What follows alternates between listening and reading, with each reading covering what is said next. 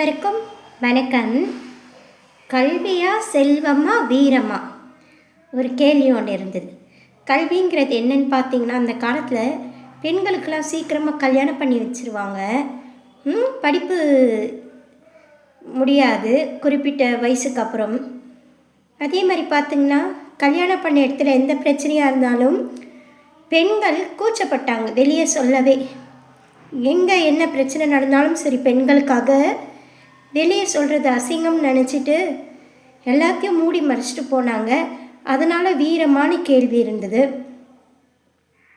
செல்வம், பெண்கள் என்ன கஷ்டப்பட்டாலும் சரி, அப்போ பார்த்திங்கன்னா செல்வமாக வீட்டில் பெரிய சொத்தாக நினச்சது, மகாலட்சுமியாக நினச்சது பெண்களை. இப்போ அதே கேள்வியை நான் மாற்றி கேட்க வேண்டிய நிலமை வந்துருச்சு. கவிர்ச்சியா ரீல்ஸா பெண்களா?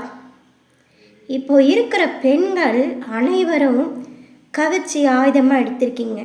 இது ரொம்ப வருத்தப்பட வேண்டிய விஷயம், அசிங்கப்பட வேண்டிய விஷயம். மூடி மறைக்க வேண்டியது எல்லாம் இப்போ ரொம்ப பப்ளிக்காக காட்ட ஆரம்பிச்சிட்டிங்க.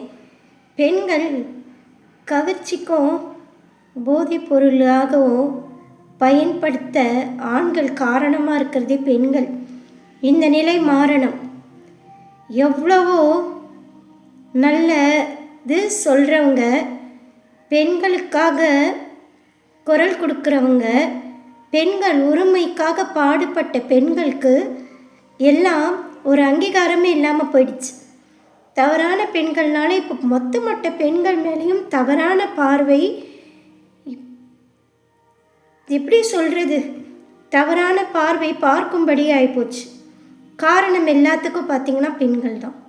தயவு செஞ்சு இந்த ரீல்ஸு கவர்ச்சி இதையெல்லாம் நிறுத்திக்கோங்க. பெண்கள் இனத்துக்கு கேவலமான செயல். பெண்கள் இன கண்ணியத்துக்கும் பெண்களுடைய கற்புக்கும் பெண்மையோட பாதுகாப்புக்கும் பெண்மைக்கு இருக்கிற மரியாதைக்கும் கேள்விக்குறியாகி விட்டதுக்கு காரணம் இந்த மாதிரி சில பெண்கள்.